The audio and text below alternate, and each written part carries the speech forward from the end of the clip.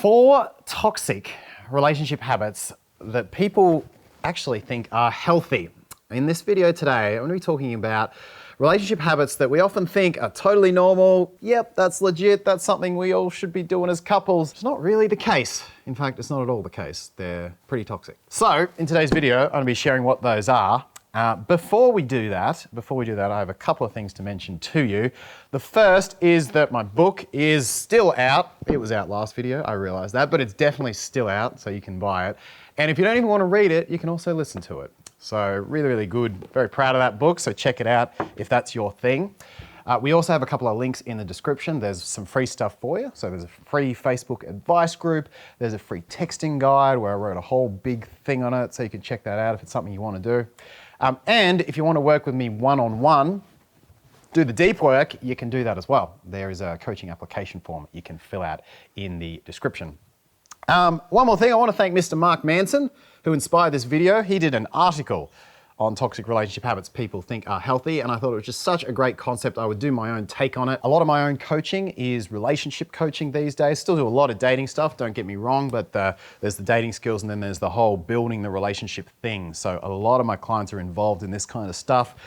So I thought that was such a great article idea that I would copy it and do it differently. So you can find a link to his in the description, so that is all down there. All right, habit number 1, toxic relationship habit that people think is healthy. Ladies, you're extra guilty of this one. Self-sacrifice. Chipping away a little bit at a time. Now, it's not just the ladies. Many of us, men as well, have grown up with this model of love equals self-sacrifice. And often we end up in relationships with the perception that, well, the more I sacrifice for this guy or this person, the more it shows that I love them. And it can also become this little silent little contract agreement thing you do with yourself that says, I'm just going to continually show my love. I'm going to show how much I love this person because I'm going to keep sacrificing the things that matter. And that's how they'll know that I love them. And no. Don't do those ones. It's like if you lose 0.5% of yourself every day or even every week, you're coming to me 3 years later, 5 years later going, Mark, I lost 50% of myself in this relationship and now I don't know how to leave it because I don't know what I'm about or I've kind of lost my own life. So very important, self-sacrifice, and it kind of goes with a second thing. I was going to have these as 2 separate points, but they really kind of go together, which is compliance. And that is saying yes when you really mean no. How many of you are guilty of this or have done this? Oh, I'll just say yes because I love the person. And don't get me wrong, negotiation is important in a relationship. If I look you in the eyes and say, is that really important to you? If your answer is no, it's really not, then negotiate, right, by all means. But compliance, where you're saying yes when you really mean no, that is definitely a toxic relationship habit that gets confused with love.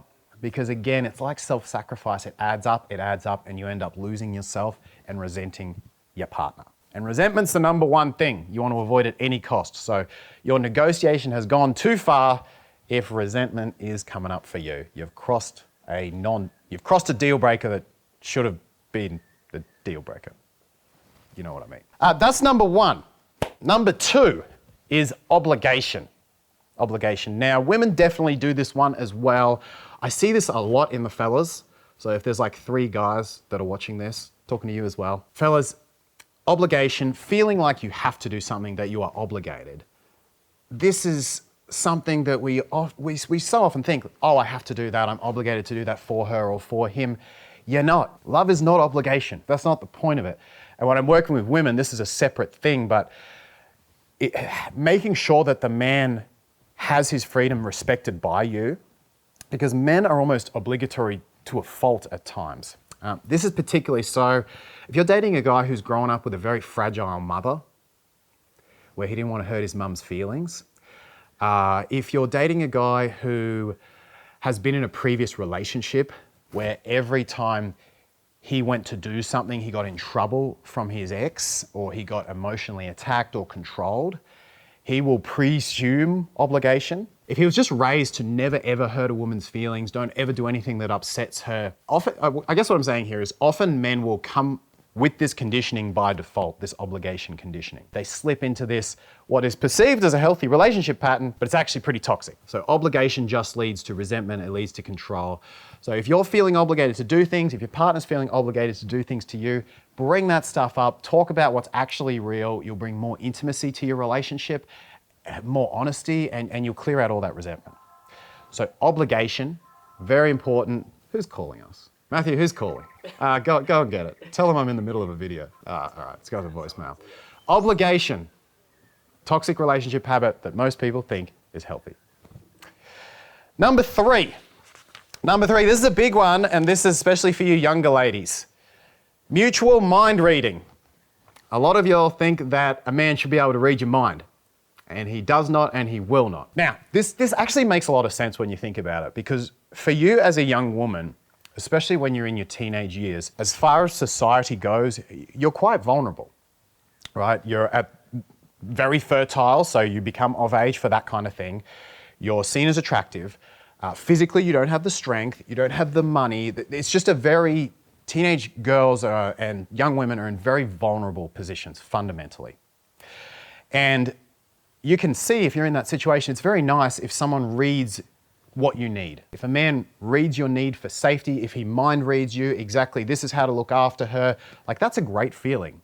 You don't really want to have to ask at that age because it makes you even more vulnerable. So as teenagers, women especially, you've got this model where, hey, if someone can read our mind, that's very attractive, it makes me feel very safe. But the problem is, if that continues, even if a guy is able to read your mind a lot, the more he does it, the more you expect it.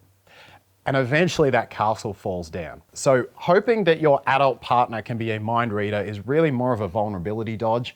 And yes, it feels good. Yes, it's pre-programmed into us evolutionarily, but you're not allowed to use that vulnerability dodge anymore.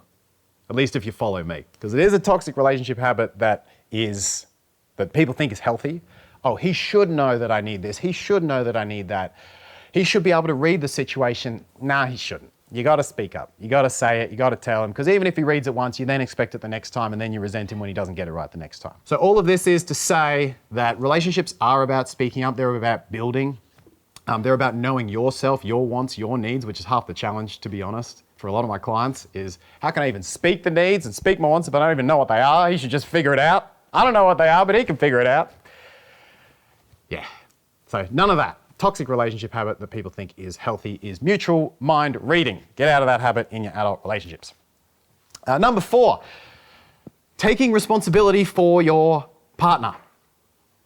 That is a habit that most people think is healthy, but it's actually toxic. You are responsible for your couch.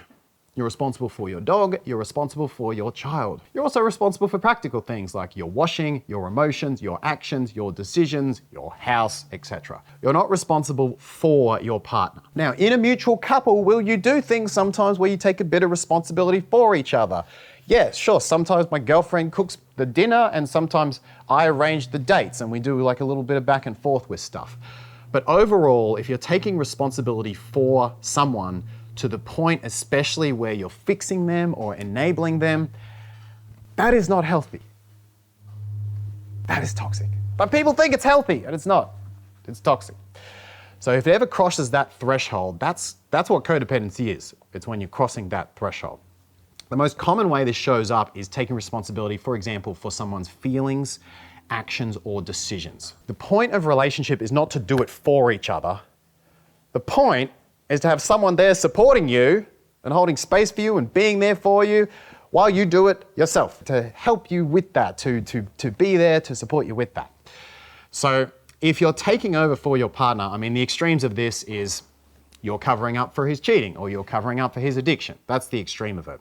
But another less extreme, probably more common example is I'm a guy and I say, oh, I don't want to hurt my girlfriend's feelings by telling her the truth about this topic or how I feel. I'm taking responsibility for her emotions rather than treating her like a big girl and allowing her to have the emotional responsibility which she has as an adult. So that's taking responsibility for your partner. You're responsible to your partner to show up for them, to support them, but not for them. Especially not for fixing them. You know if I'm talking to you. And number 5, what is number 5? I've forgotten. There is no number 5. This video is 4 toxic relationship habits. that people think are healthy, not 5. So you can also get my book, and you're amazing. And if you have been doing any of these habits, please leave a comment. I want to hear about your story.